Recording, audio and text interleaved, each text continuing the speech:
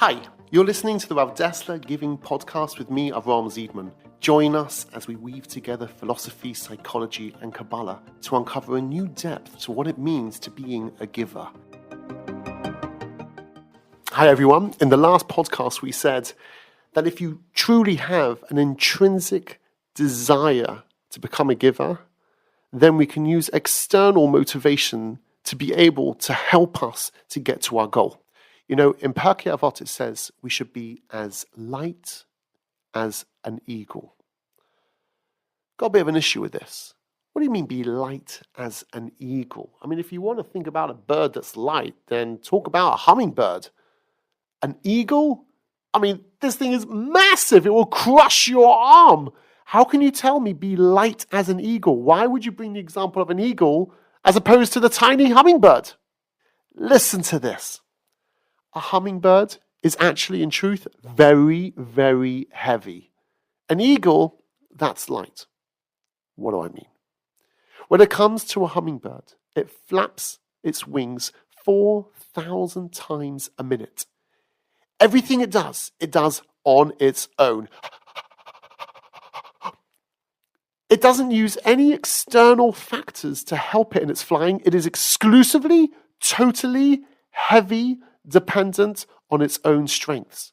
But when it comes to an eagle, they simply open up their wings and they use heat thermals to glide them across miles upon miles.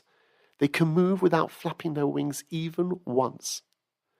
They make light work out of their flying. We too should be like an eagle, meaning when I want to do the right thing, I want to be able to give. Don't just rely on your own strengths. Don't just rely on your own conviction. Make it easier for yourself. Use external factors to help you in your desire to be able to grow, which means, yes, concentrate on the pleasures that you'll be able to receive.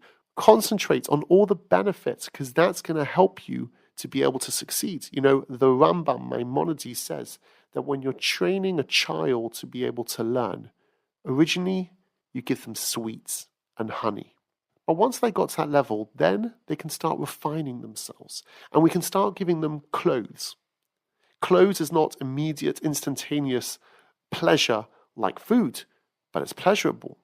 Once you get a person motivated on clothes, then you can take it one step further. Give them money. Money is a bit more conceptual. Once a person is motivated by money, change that for honor. This is more of a higher, more nuanced type of pleasure. I will be honored by doing the right stuff. After honor, that I'm doing it because I want to have spiritual connection. I want to be close to God. Higher than that, do it because it's the right thing to do. Meaning, as long as deep down my true motivation is intrinsic, I want to be able to be a giver, then use extrinsic motivation to be able to help you on your journey. Start off with the lowest low. I'm doing it for pizza and chips. And once you can do it without feeling that you need the pizza and chips, then make it grow a little bit further. Make it go a little bit more nuanced, a little bit higher, a little bit higher. And if you continuously do this, then ultimately you won't need that anymore. You would have habituated yourself. You would have accustomed yourself to become a giver, and you won't need the external, the extrinsic motivation. You'll do it just because that's who I am.